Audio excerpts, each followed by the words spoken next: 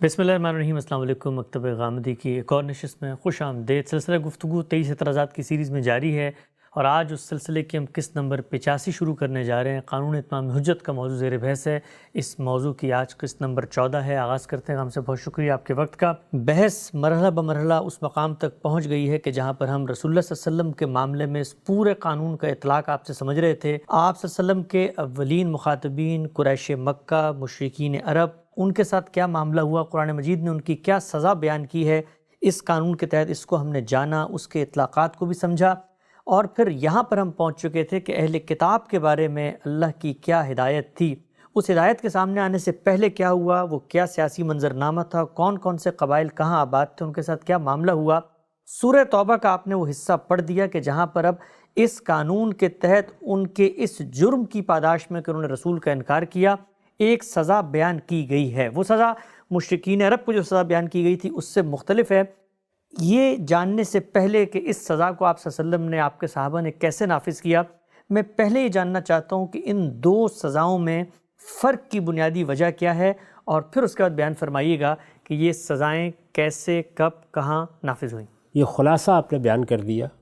اللہ کے آخری پیغمبر کے ذریعے سے جس دینونت کا ظہور ہوا، اس میں اولین مخاطبین کے لیے کیا فیصلہ صادر ہوا، ٹھیک، اور پھر اس کے بعد جب ہجرت ہو گئی اور رسالت آپ صلی اللہ علیہ وسلم کے مشن میں توسیع کر دی گئی، اہل کتاب بھی آپ کے مخاطب ہو گئے، تو ان کے لیے کس سزا کا اعلان کیا گیا۔ یہ بالکل صحیح ہے کہ سزا میں صاف فرق نظر آ رہا ہے۔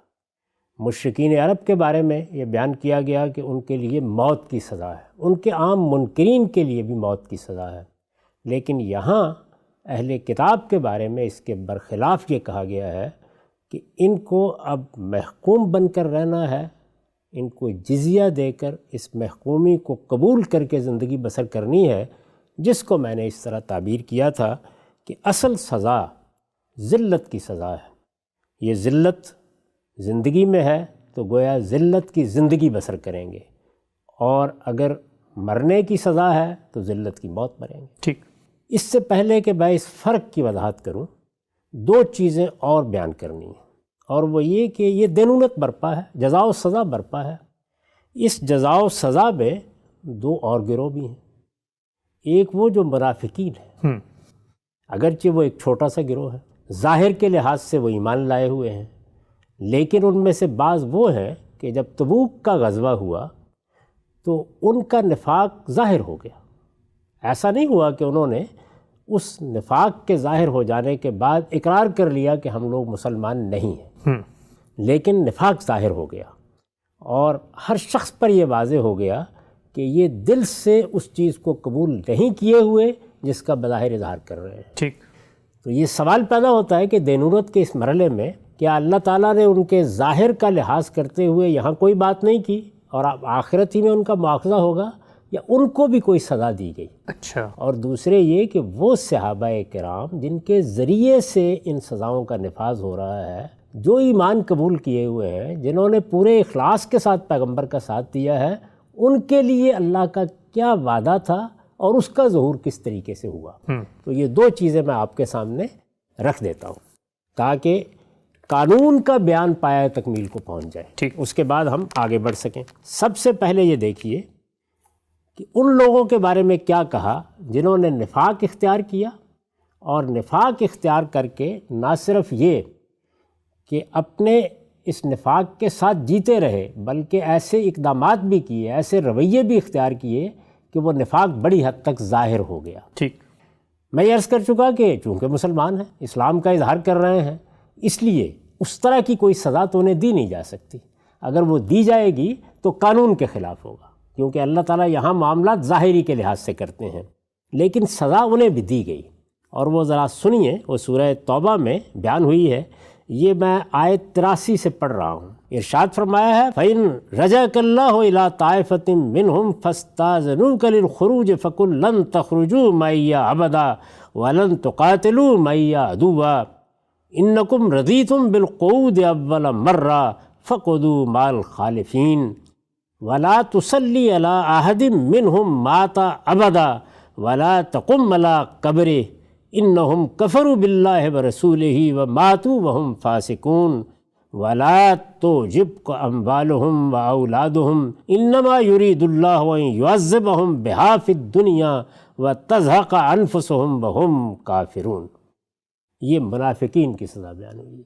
और अगर आप मुझसे पूछें तो शायद उन पहली दोनों सज़ाओं से ज़्यादा सख्त सज़ा है। अच्छा, इरशाद फरमाया है, तर्जुमा पढ़ रहा हूँ, सोया पैगम्बर, अल्लाह उनमें से किसी गिरोह की तरफ अगर तुम्हें वापस ले जाए, अभी तबूक का सफ़र जारी है, अब ज़ाहिर है कि निफाक वाज़े हो चुका है, इन गिरोहों का पीछे ज़िक्र बड़ी तफसील से आ चुका है। ए पैगम्बर, अल्लाह उनमें से किसी गिरोह की तरफ अगर तुम्हें वापस ले जाए और वो तुमसे जिहाद के लिए निकलने की इजाज़त मांगे, यानी आगे भी मौके आएंगे, अगर ये इजाज़त मांगें कि अब हम मैयत के लिए तैयार हैं, साथ देंगे पैगम्बर का, तो साफ कह देना कि तुम मेरे साथ कभी ना निकलो। अच्छा, ये अंदाज़ा नहीं कर सकते आप कि अल्लाह का पैगम्बर मौजूद है, उसके साथ ताल्लुक़ का इजहार किया गया है ईमान लाकर। एक छोटी सी बस्ती में ये कितनी बड़ी सज़ा है जो अब दी जा रही है। तो साफ कह देना कि तुम मेरे साथ कभी ना निकलोगे और ना मेरे साथ होकर किसी दुश्मन से लड़ोगे, यानी तुम इस सादत से अब हमेशा के लिए महरूम हो गए। तुमने पहले बैठ रहने को पसंद किया तो अब भी उनके साथ बैठे रहो जो पीछे रहने वाले हैं, और आइंदा उनमें से जो मर जाए उसके जनाजे पर कभी नमाज ना पढ़ना। सोचिए, आदमी दुनिया से रुखसत हो गया है, अपने आप को मुसलमान कहलाता था, अल्लाह का रसूल मौजूद है, छोटी सी एक बस्ती है, लोग आके कहते हैं कि जनाजा हो रहा है और अल्लाह ताला फरमा रहे हैं कि पैगंबर नहीं जाएंगे, और आइंदा उनमें से जो मर जाए उसके जनाजे पर कभी नमाज न पढ़ना और न उसकी कब्र पर दुआ के लिए खड़े होना, यानी बाद में भी नहीं, इसलिए कि उन्होंने अल्लाह और उसके रसूल का इनकार किया है। ये देखिए, यहाँ भी हकीकत की नफ़ी के लिए फ़ेल इस्तेमाल हुआ है, जिस तरह के इससे पिछली आयत में हुआ था। वो इकरार कर रहे थे जी, वो अल्लाह के रसूल को मान रहे थे, लेकिन कुरान उसको इकरार मानने के लिए तैयार नहीं है। ठीक, इसलिए कि उन्होंने अल्लाह और उसके रसूल का इनकार किया है और इस हाल में मरे हैं कि बदअहद थे। तुम उनके बालो औलाद को कुछ वक़्त न दो, अल्लाह यही चाहता है कि इनके ज़रिए से उन्हें दुनिया की ज़िंदगी में अजाब दे, यानी अब ये जो ज़िंदगी है उनकी, ये अजाब की ज़िंदगी है, उनकी हैसियत उर्फ़ी ख़त्म हो गई, वो जी रहे हैं, उनको महकूम भी नहीं बनाया गया और उनको मौत की सज़ा भी नहीं दी गई, लेकिन हकीकत में सबसे बड़ी सज़ा दे दी गई। ठीक, उन्हें दुनिया की ज़िंदगी में अजाब दे और उनकी जानें इस हालत में निकले कि वो काफिर हो। तो ये फरमाया कि अल्लाह अब इनको इस जगह रख कर देख रहा है, इनके साथ अब ये हो चुका। ये तो मुनाफिकीन का मामला हुआ। ठीक, इसके बाद अब देखिए कि अहले ईमान से अल्लाह ताला का क्या वादा था, यानी वो लोग कि जो रसूलुल्लाह सल्लल्लाहु अलैहि वसल्लम का साथ देंगे, और वो वादा कैसे पूरा हुआ। मैं ये अर्ज़ कर चुका हूँ कि जहाँ अल्लाह ताला ने अपने इस कानून का नतीजा बयान किया है सूरह मुजादला में, वहाँ क्या बयान किया है, वहाँ ये फरमाया है कि एक तरफ रसूल का इनकार करने वालों और रसूल के मुकाबले में आने वालों के लिए ज़िल्लत की ज़िंदगी है या ज़िल्लत की मौत है, और दूसरी जानिब रसूल और उसके साथियों के लिए गलबे की बशारत है।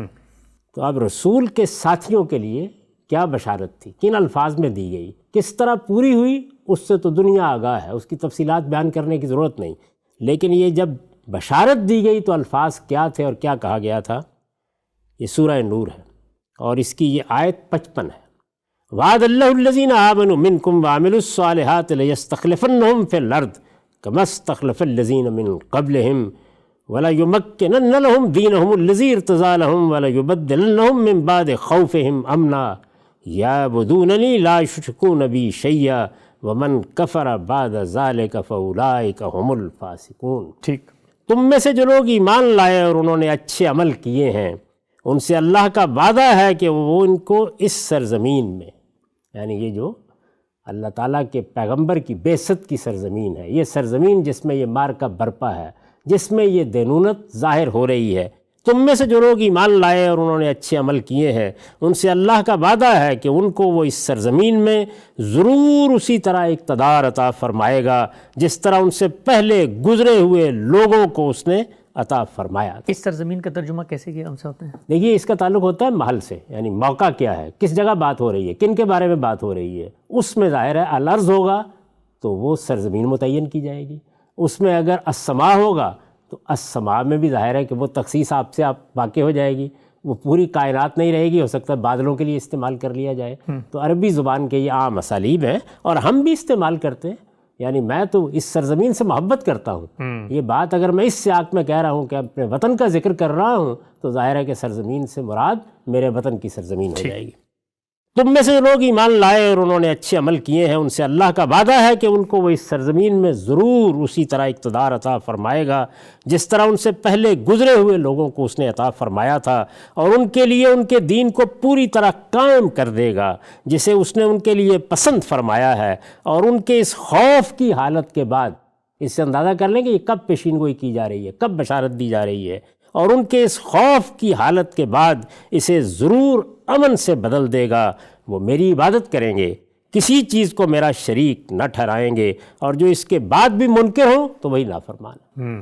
اس پر میں نے لکھا ہے کہ یہاں اس سرزمین عرب کا ذکر ہو رہا ہے، اور تاریخ گواہی دیتی ہے کہ اللہ تعالیٰ کا یہ وعدہ اسی شان کے ساتھ پورا ہوا کہ اسے اب دنیا میں کوئی شخص جھٹلانے کی جسارت نہیں کر سکتا۔ ٹھیک، تو یہ بتانا مقصود تھا کہ اللہ تعالیٰ نے جو دینونت برپا کی تھی اس کا نتیجہ اولین مخاطبین کے لیے کیا نکلا، اس کے بعد اہل کتاب کے لیے کیا نکلا، وہ لوگ جنہوں نے نفاق کا طریقہ اختیار کیا اور ان کا نفاق ظاہر ہو گیا ان کے لیے کیا نکلا، اور خود صحابہ کرام کے لیے کیا نکلا۔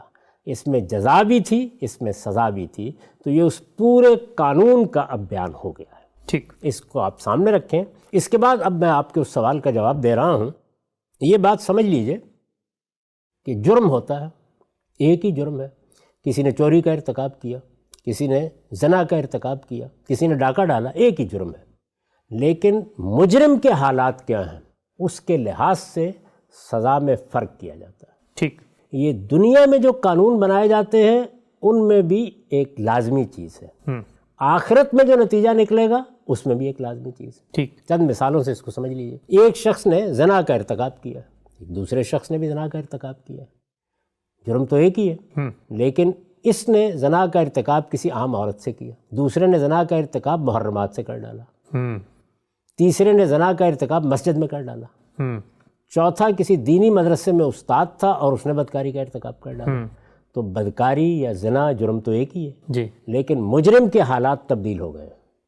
اسی طرح سے ہم نے یہ دیکھا کہ اللہ کے رسول کی تکذیب کر دی، جرم ہے نا یہ، لیکن تکذیب نہیں کی، صرف اس سے آگے بڑھ کر معاندت پر اتر آئے، اناد پر اتر آئے، دشمنی پر اتر آئے، تو نوعیت تبدیل ہو گئی۔ بالکل ٹھیک، یعنی اگر ایک زاویے سے دیکھیں تو یہ بھی منکر ہے، وہ بھی منکر ہے، لیکن یہ صرف منکر ہے اور یہ انکار کے ساتھ معاندت بھی کر رہا ہے، دشمنی بھی کر رہا ہے، سازش بھی کر رہا ہے، مارنے کے لیے بھی تیار ہے، پیچھا بھی کر رہا ہے، جارحیت بھی کر رہا ہے۔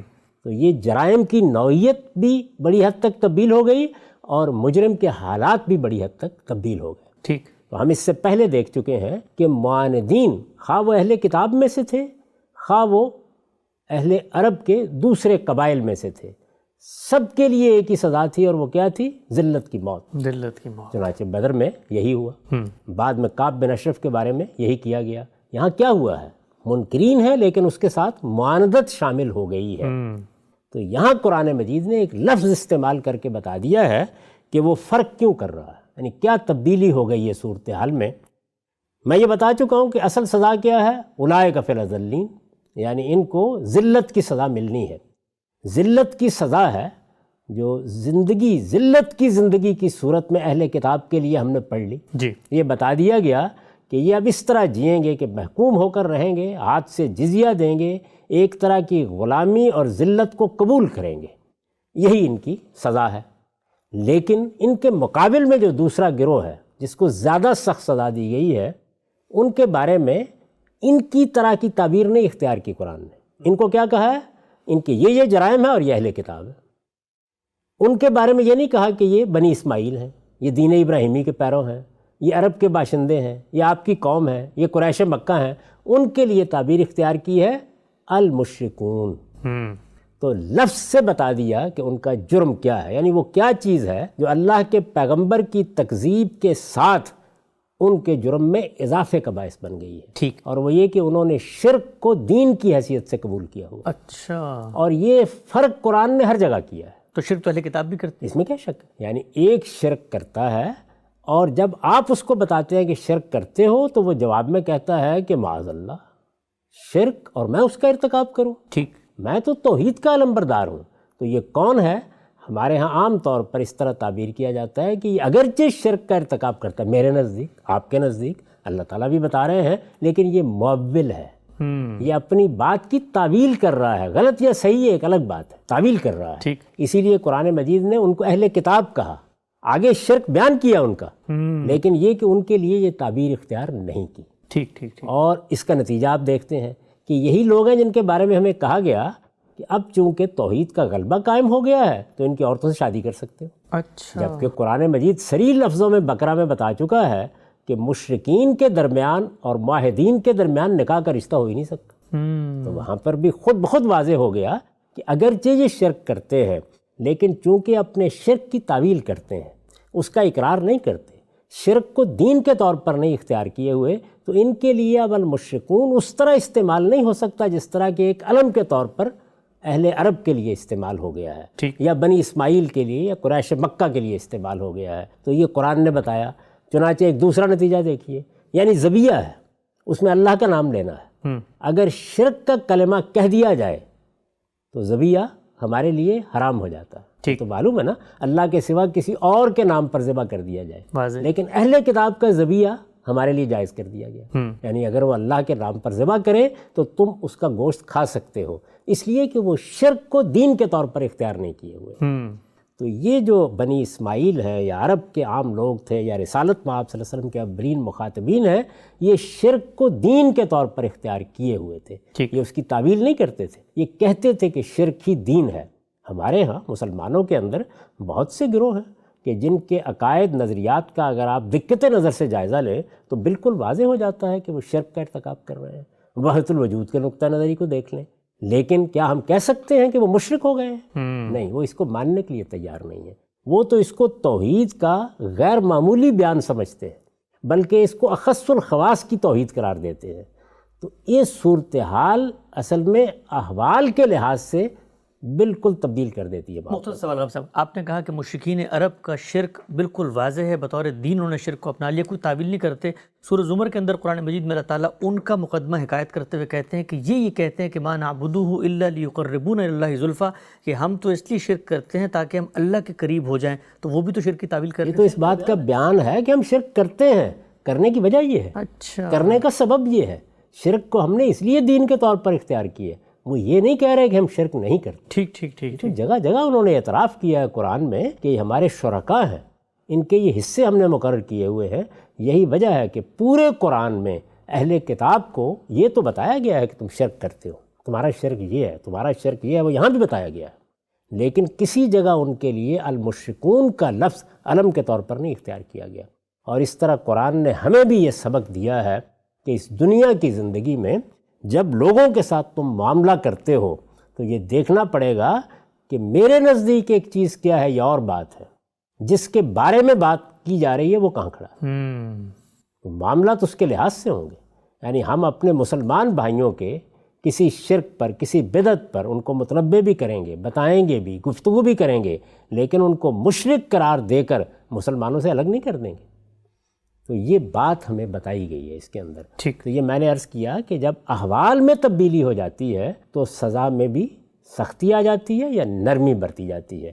تو اہل کتاب کو جو سزا رسالت مآب صلی اللہ علیہ وسلم کا انکار کرنے کے نتیجے میں دی گئی، وہ بھی ذلت کی زندگی کی سزا ہے، اور جو اس سے پہلے سیدنا مسیح علیہ السلام کا انکار کرنے کے نتیجے میں دی گئی وہ بھی ذلت کی زندگی بسر کرنے کی ہے۔ تاہم وہ لوگ کے جو معاندین تھے، جو آگے بڑھے، خاص طور ان کے مذہبی پیشوا، ان کو وہاں پر بھی ذلت کی موت نصیب ہوئی، اور یہاں پر بھی میں عرض کر چکا ہوں کہ معاندین کے ساتھ یہی سلوک کیا گیا۔ تو یہ وجہ ہے، یہ فرق کیا جائے گا۔ ابھی آپ نے دیکھا کہ میں نے آپ کو یہ بتایا کہ منافقین کے ساتھ ایک اور معاملہ برتا گیا، یعنی ان کے احوال کسی اور معاملے کا تقاضا کرتے ہیں۔ وہ کیا وجہ ہے؟ اندر سے تو وہ بھی کافر ہیں۔ بالکل، قرآن مجید کہتا ہے کہ صریح منکر ہیں، یہ کہہ رہا ہے کہ اللہ چاہتا ہے کہ یہ مریں تو اسی کفر کی حالت میں مریں، تو ان کے کفر میں تو کوئی شبہ نہیں ہے، لیکن انہوں نے اظہار اسلام کا کر رکھا ہوا ہے، تو وہاں کیا ہے، وہاں پھر اس سزا کا نفاذ نہیں کیا جو منکرین کے لیے ہے، بلکہ ان کی حیثیت عرفی ختم کر دی، ان کو معاشرے میں اس طرح رسوا کر دیا کہ وہ اللہ کے پیغمبر کے ہوتے ہوئے اس کے التفات سے محروم ہو گئے، اس کی دعاؤں سے محروم ہو گئے، جنازے میں ان کی شرکت سے محروم ہو گئے۔ یہ ذرا اندازہ کیجئے کہ ایک مسلمان کے لیے کس درجے کی بدبختی ہے جو ان کے اوپر اسی دنیا کے اندر مسلط کر دی گئی۔ بالکل واضح، تو یہ ساری بات واضح ہو گئی۔ ٹھیک، اب ہم آگے بڑھتے ہیں اور یہ دیکھتے ہیں کہ یہ فیصلہ صادر ہو گیا۔ پھر ایک بار یاد کر لیجئے وہی قانون جہاں سے بات شروع ہوئی تھی، سورہ یونس میں یہ فرمایا تھا کہ جب اللہ کا رسول آ جاتا ہے تو وہ ہدایت تو ساری دنیا کے لیے لے کے آتا ہے، لیکن اس کی عدالت برپا ہوتی ہے، اور یہ اس کے مخاطبین کے لیے برپا ہوتی ہے جو اس کی زندگی میں براہ راست اس کے مخاطبین ہیں۔ اس میں الفاظ کیا تھے کہ جب وہ آ جاتا ہے فَإِذَا جَاءَ رَسُولُهُمْ قُضِيَ بَيْنَهُمْ بِالْقِسْطِ وَهُمْ لَا يُظْلَمُونَ، تو اللہ کا فیصلہ صادر ہوتا ہے۔ اللہ کا فیصلہ اولین مخاطبین کے لیے میں نے آپ کو سنا دیا، اللہ کا فیصلہ اہل کتاب کے لیے جو دوسرے مرحلے میں مخاطب ہوئے میں نے آپ کو سنا دیا، منافقین کے لیے سنا دیا، اہل ایمان کے لیے سنا دیا۔ فیصلہ صادر ہو گیا۔ ہم یہ دیکھ چکے ہیں اس سے پہلے کہ اولین مخاطبین کے لیے جو فیصلہ صادر ہوا تھا اس کا نفاذ کیسے ہوا، اس کی تفصیلات اس سے پہلے بیان ہو چکی ہیں۔ تو اب ہم یہ دیکھیں گے کہ اہل کتاب کے لیے جو فیصلہ صادر ہوا اس کے لیے کیا اقدامات کیے گئے، اس پر کس طریقے سے عمل درآمد ہوا۔ یعنی فیصلہ تو ہو گیا ہے، فیصلہ سنا دیا گیا ہے، اور یہ میں نے عرض کر دیا کہ یہ 9 ہجری میں سنایا گیا ہے۔ صاف صاف طریقے سے بتا دیا گیا ہے کہ ان کو اب اسی طرح جینا ہے۔ ان کے معاندین تو میں پہلے عرض کر چکا کہ ختم ہو چکے ہیں، اب یہ وہ لوگ ہیں جو عام منکرین ہیں، ان کے ساتھ کیا سلوک کیا جائے گا وہ قرآن مجید نے اصول کے طور پر، قانون کے طور پر، ضابطے کے طور پر، جس طرح عدالت فیصلہ سناتی ہے اس طرح فیصلے کے طور پر تو بیان کر دیا ہے۔ لیکن اس کے اطلاق کے معاملات ظاہر ہے عمل درآمد سے متعلق ہوں گے۔ میں اس سے پہلے آپ سے عرض کر چکا ہوں کہ جہاں تک جزیرہ نمایاں عرب کے اندر کا تعلق ہے وہاں یہ مغلوب ہو چکے ہیں، وہاں پہلے ہی ان کی صورتحال وہی ہے، یعنی اب یہ مسلمانوں کے رحم و کرم پر ہیں۔ لیکن ان آیات کے نزول کے بعد اور یہ فیصلہ سنا دینے کے بعد اب دیکھیے کہ رسالت مآب صلی اللہ علیہ وسلم نے کیا اقدامات کیے۔ یہ یاد ہوگا کہ میں یہ بتا چکا ہوں آپ کو کہ رسالت مآب صلی اللہ علیہ وسلم نے کچھ مہمات بھیجی تھیں، کچھ وفود بھیجے تھے، ان کے نتیجے میں غزوہ موتا ہوا، اس کی تفصیلات ہم اس سے پہلے بیان کر چکے ہیں۔ اب یعنی یہ فیصلہ صادر ہونے کے بعد جب خدا کی عدالت سے یہ فیصلہ معلوم ہو گیا، سنا دیا گیا، تو پھر آپ نے کیا اقدام کیا؟ یہ اقدام ہوا ہے رجب 9 ہجری میں۔ اچھا، اور میں اس کی تفصیلات بھی صاحب تفہیم القرآن کے قلم سے پیش کر رہا ہوں۔ میں یہ عرض کر چکا ہوں کہ انہوں نے بہت ہی اجمال کے ساتھ، بہت اختصار کے ساتھ، لیکن بڑی جامعیت سے یہ سب کچھ بیان کیا ہے۔ وہ لکھتے ہیں رجب 9 ہجری میں نبی صلی اللہ علیہ وسلم، یعنی 9 ہجری میں یہ آیات نازل ہوئی ہیں، 9 ہجری میں یہ شجرہ نازل ہوا ہے، 9 ہجری میں یہ فیصلہ سنایا گیا ہے۔ وہ جو پہلا فیصلہ تھا وہ 8 ہجری میں کسی وقت سنایا گیا تھا، جو اولین مخاطبین کے لیے تھا۔ یہ فیصلہ 9 ہجری میں سنایا گیا ہے۔ رجب 9 ہجری میں نبی صلی اللہ علیہ وسلم 30,000 مجاہدین کے ساتھ شام کی طرف روانہ ہوئے۔ یہ اب رسول اللہ کا سب سے بڑا اقدام ہے۔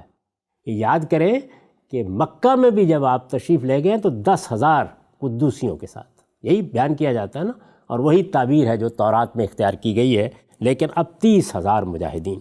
رجب 9 ہجری میں نبی صلی اللہ علیہ وسلم 30,000 مجاہدین کے ساتھ شام کی طرف روانہ ہوئے۔ یعنی اب منزل کیا ہے؟ اب عرب کا شمال منزل ہے، عرب کے اندر اب کوئی کارروائی نہیں کی جا رہی۔ ٹھیک، 30,000 مجاہدین کے ساتھ شام کی طرف روانہ ہوئے، جن میں 10,000 سوار تھے۔ 10,000 ان میں وہ لوگ تھے کہ جو سواریوں پر تھے، باقی پیدل سفر کر رہے تھے۔ اونٹوں کی اتنی کمی تھی، یہ بے سر سامانی کو بیان کر رہے ہیں مولانا سید ابواللہ صاحب مودودی۔ اونٹوں کی اتنی کمی تھی کہ ایک ایک اونٹ پر کئی آدمی باری باری سوار ہوتے تھے۔ اس پر گرمی کی شدت اور پانی کی قلت مستضاد، مگر جس عزم صادق کا ثبوت اس نازک موقع پر مسلمانوں نے دیا، اس کا ثمرہ تبوک پہنچ کر انہیں نقد مل گیا۔ یہ جو سفر ہے اسی کی رودات بیان کی ہے سورہ توبہ میں، اسی میں وہ امتحان برپا ہوا ہے، اسی کے نتیجے میں لوگوں کا نفاق کھل کے سامنے آیا ہے اس میں مسلمان ایک بڑے امتحان سے، بڑی آزمائش سے گزرے ہیں۔ اس کا ثمرہ تبوک پہنچ کر انہیں نقد مل گیا۔ وہاں پہنچ کر انہیں معلوم ہوا کہ قیصر اور اس کے تابعین نے مقابلے پر آنے کے بجائے اپنی فوجیں سرحد سے ہٹا لیں۔ اطلاعات یہ تھی کہ قیصر خود حملہ آور ہونے کے لیے آ رہا ہے، یہ اقدام اس کے جواب میں کیا گیا، لیکن رسالت مآب صلی اللہ علیہ وسلم یہ غیر معمولی سفر کر کے 30,000 مجاہدین کے ساتھ جب پہنچے تو معلوم ہوا کہ اس نے فوجیں ہٹا لی، اچھا، مقابلے کی جرأت نہیں پیدا ہوئی۔ وہاں پہنچ کر انہیں معلوم ہوا کہ قیصر اور اس کے تابعین نے مقابلے پر آنے کی بجائے اپنی فوجیں سرحد سے ہٹا لی ہیں اور اب کوئی دشمن موجود نہیں ہے کہ اس سے جنگ کی جائے۔ اچھا، سیرت نگار صاحب تفہیم القرآن لکھتے ہیں، سیرت نگار بالعموم اس واقعے کو اس انداز سے لکھ جاتے ہیں کہ گویا وہ خبر ہی سرے سے غلط نکلی جو حضرت صلی اللہ علیہ وسلم کو رومی افواج کے اجتماع کے متعلق ملی تھی۔ ٹھیک، یعنی اب جب وہ پیچھے ہٹ گیا ہے تو عام طور پر لوگوں کو یہ خیال ہوا کہ یہ خبر ہی غلط تھی، اور اس غلط خبر پر رسول اللہ صلی اللہ علیہ وسلم نے اتنا بڑا اقدام کر ڈالا، اتنا بڑا امتحان برپا ہوا۔ یہی وہ موقع ہے جس کے بارے میں آپ سنتے ہیں کہ سیدنا عمر نے اپنی آدھی دولت لا کے پیش کر دی، سیدنا ابوبکر صدیق نے سب کچھ پیش کر دیا، جس پر علامہ اقبال نے اپنی وہ لافانی نظم لکھی ہے۔ تو یہی موقع ہے تبوک کا موقع، لیکن خیال کرتے ہیں کہ یہ سب کچھ تو ہوا، مسلمان گئے، انہوں نے بڑی استقامت کا ثبوت دیا، گرمی میں اور اس طرح کے سفری حالات میں یہ مشقت اٹھائی، لیکن خبر غلط نکلی۔ تو وہ کہہ رہے ہیں ایسا نہیں ہے، حالانکہ دراصل واقعہ یہ تھا کہ قیصر نے اجتماع افواج شروع کیا تھا، یعنی یہ جس وقت اس نے شروع کیا کہ فوجیں جمع کی جائیں، حملے کی تیاری کی جائے، اطلاع اس وقت مل گئی تھی اور رسالت مآب صلی اللہ علیہ وسلم نے اقدام کیا۔ حالانکہ دراصل واقعہ یہ تھا کہ قیصر نے اجتماع افواج شروع کیا تھا، لیکن جب حضرت صلی اللہ علیہ وسلم اس کی تیاریاں مکمل ہونے سے پہلے ہی مقابلے پر پہنچ گئے تو اس نے سرحد سے فوجیں ہٹا لینے کے سوا کوئی چارہ نہ۔ اچھا، غزوہ موتا میں 3,000 اور 1,00,000 کے مقابلے کی جو شان وہ دیکھ چکا تھا، اس کے بعد اس میں اتنی ہمت نہ تھی کہ خود نبی کی قیادت میں جہاں 30,000 فوج آ رہی ہو وہاں وہ 1,00,000-2,00,000 آدمی لے کر میدان میں آ جاتا۔ قیصر کے یوں طرح دے جانے سے جو اخلاقی فتح حاصل ہوئی اس کو نبی صلی اللہ علیہ وسلم نے اس مرحلے پر کافی سمجھا، یعنی آپ نے اب خود اقدام نہیں کیا، ٹھیک، اتنا ہی کافی ہے۔ اور بجائے اس کے کہ تبوک سے آگے بڑھ کر سرحد شام میں داخل ہوتے، آپ نے اس بات کو ترجیح دی کہ اس فتح سے انتہائی ممکن سیاسی و حربی فوائد حاصل کر لیں۔ یعنی آپ نے آگے بڑھ کے حملہ تو نہیں کیا، لیکن بہت سے سیاسی اور حربی فوائد حاصل کرنے کا اقدام ضرور کیا۔ چنانچہ آپ نے تبوک میں 20 دن ٹھہر کر، یعنی کم و بیش 20 دن وہاں قیام رہا، چنانچہ آپ نے تبوک میں 20 دن ٹھہر کر ان بہت سی چھوٹی چھوٹی ریاستوں کو، میں یہ عرض کر چکا ہوں نا کہ بہت سی ریاستیں تھیں جو رومیوں کے ہاں بھی اپنی آزادانہ حیثیت رکھتی تھیں، یعنی وہ نیم آزادانہ حیثیت، میں نے مثال دی تھی جیسے ہندوستان کی ریاستیں تھیں انگریزوں کے زمانے میں، اور اسی طرح سے کسریٰ کی عملداری میں بھی یہی صورتحال تھی۔ چنانچہ آپ نے تبوک میں 20 دن ٹھہر کر ان بہت سی چھوٹی چھوٹی ریاستوں کو جو سلطنت روم اور دارالاسلام کے درمیان واقع تھیں اور اب تک رومیوں کے زیر اثر رہی تھیں، یعنی کیونکہ یہ سرحدی علاقے ہیں وہ ظاہر ہے کسی نہ کسی کے زیر اثر ہوتے ہیں، جیسے ہمارے قبائلی علاقوں کا معاملہ رہا ہے، اور اب تک رومیوں کے زیر اثر رہی تھیں، فوجی دباؤ سے سلطنت اسلامی کا باج گزار اور تابع امر بنا لیا۔ اچھا، یعنی اب آپ نے کیا کیا، آپ نے ابھی قیصر روم پر تو حملہ نہیں کر دیا، کسریٰ پر تو حملہ نہیں کر دیا، لیکن یہ جو چھوٹی چھوٹی ریاستیں تھیں ان کو باج گزار اور تابع بنا لیا۔ اس سلسلے میں دومت الجندل کے عیسائی رئیس عقیدر بن عبد الملک کندی، ایلا کے عیسائی رئیس یوحنا بن روبہ، اور اسی طرح مکنہ، جربہ اور ازروح کے نصرانی رؤساء نے بھی جزیہ ادا کر کے مدینے کی تابعیت قبول کی۔ اب دیکھیے اسی قانون کا نفاذ ہو رہا ہے، جزیہ ادا کر کے، اور اسی طرح مکنہ، جربہ اور ازروح کے نصرانی رؤساء نے بھی جزیہ ادا کر کے مدینے کی تابعیت قبول کی، اور اس کا نتیجہ یہ ہوا کہ اسلامی حدود اقتدار براہ راست رومی سلطنت کی سرحد تک پہنچ گئے۔ اور جن عرب قبائل کو کیسرا روم اب تک عرب کے خلاف استعمال کرتے رہے تھے، اب ان کا بیشتر حصہ رومیوں کے مقابلے پر مسلمانوں کا معاون بن گیا۔ پھر اس کا سب سے بڑا فائدہ یہ ہوا کہ سلطنت روم کے ساتھ ایک طویل کشمکش میں الجھ جانے سے پہلے اسلام کو عرب پر اپنی گرفت مضبوط کر لینے کا پورا موقع مل گیا۔ تبوک کی اس فتح بلا جنگ نے، دیکھیے کیا خوبصورت ترکیب اختیار کی انہوں نے، تبوک کی اس فتح بلا جنگ نے عرب میں ان لوگوں کی کمر توڑ دی جو اب تک جاہلیت قدیمہ کے بحال ہونے کی آس لگائے بیٹھے تھے، خواہ وہ علانیہ مشرک ہوں یا اسلام کے پردے میں منافق بنے ہوئے ہوں۔ اس آخری مایوسی نے ان میں سے اکثر و بیشتر کے لیے اس کے سوا کوئی چارہ نہ رہنے دیا کہ اسلام کے دامن میں پناہ لیں، اور اگر خود نعمت ایمانی سے بہرہ نہ بھی ہوں تو کم از کم ان کی آئندہ نسلیں بالکل اسلام میں جذب ہو جائیں۔ اس کے بعد جو ایک برائے نام اقلیت شرک و جاہلیت میں ثابت قدم رہ گئی، وہ اتنی بے بس ہو گئی تھی کہ اس اصلاحی انقلاب کی تکمیل میں کچھ بھی مانے نہ ہو سکتی تھی جس کے لیے اللہ نے اپنے رسول کو بھیجا تھا۔ سبحان اللہ۔ تو یہ ہمارے سامنے رسالت میں آپ صلی اللہ علیہ وسلم نے کیا اقدام کیا، اس کی تفصیلات صاحب تفہیم القرآن نے رکھ دی ہیں۔ رسول اللہ صلی اللہ علیہ وسلم تو اس اقدام کے بعد واپس آئے، اور یہ معلوم ہوتا ہے کہ پھر فیصلہ قریب آ گیا، اور وہ فیصلہ کیا تھا؟ وہ یہ کہ اب آگے کی مشقت میں اللہ اپنے رسول کو نہیں ڈالنا چاہتا۔ ٹھیک، کچھ عرصہ آپ نے گزارا، ظاہر ہے کہ 11 کے شروع میں آپ کی وفات ہوئی ہے، اسی دوران میں آخری حج بھی کیا ہے، خطبہ بھی دیا ہے، لیکن یہ تمام اقدامات وہ ہیں کہ جو جزیرہ نمائے عرب کے اندر کیے گئے ہیں، یہ سب ہوئے، اور اس طریقے سے جو باہر لوگ تھے ان کو کچھ سال ڈیڑھ کی مزید مہلت مل گئی۔ وہ آئیں، آ کے خدا کے پیغمبر کو دیکھیں، جو پوچھنا ہے پوچھیں، جو بات سننی ہے سنیں۔ اللہ کی کتاب قرآن مجید اب نازل ہو چکی ہے، پوری ہو چکی ہے، ترتیب پا چکی ہے، اس سے استفادہ کریں۔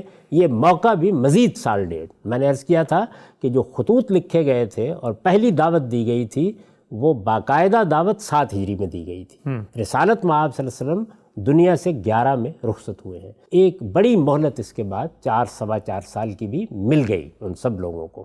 یہ سب کچھ تو ہوا، لیکن اس کے سوا آپ نے براہ راست باہر کوئی اقدام نہیں کیا۔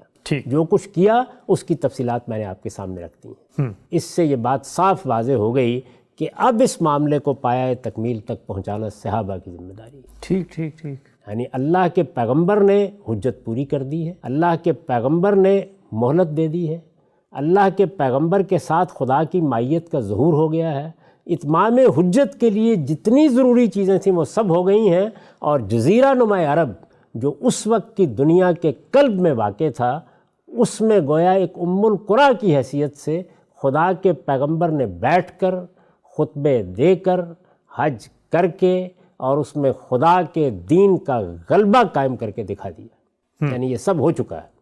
اب اس ام القریٰ میں بیٹھے ہوئے میں نے عرض کر دیا تھا کہ اب یہ لوگوں کی ذمہ داری تھی کہ جن تک یہ اطلاع پہنچی ہے کہ اللہ کا رسول اس وقت دنیا میں موجود ہے وہ آگے آئیں، اور اگر وہ اس سے غفلت برتتے ہیں، گریز کرتے ہیں، تو پھر دنیا میں بہرحال سزا ملے گی ان کو۔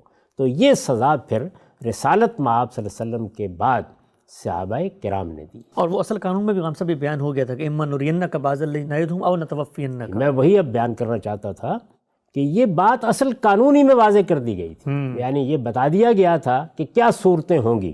تو 2 صورتیں آپ کو یاد ہوگا بیان کی گئی تھیں، اور قرآن مجید میں 3-4 مقامات پر بیان کی گئی ہیں، دہرایا گیا اس بات کو۔ وہ 2 صورتیں یہ تھیں کہ رسالت مآب صلی اللہ علیہ وسلم کی وفات ہو جائے گی، یہ تو نہیں ہوا۔ دوسری صورت یہ بیان کی گئی تھی کہ اما نرینک بعض الذی نعدہم، یعنی پھر آپ موجود ہوں گے دنیا میں اور ہم آپ کو دکھائیں گے کہ اس دینونت کا ظہور کس طرح ہوتا ہے۔ جو بات ہم کہہ رہے ہیں وہ آپ اپنی آنکھوں سے دیکھیں گے، لیکن تمام نہیں، اس کا کچھ حصہ دکھائیں گے۔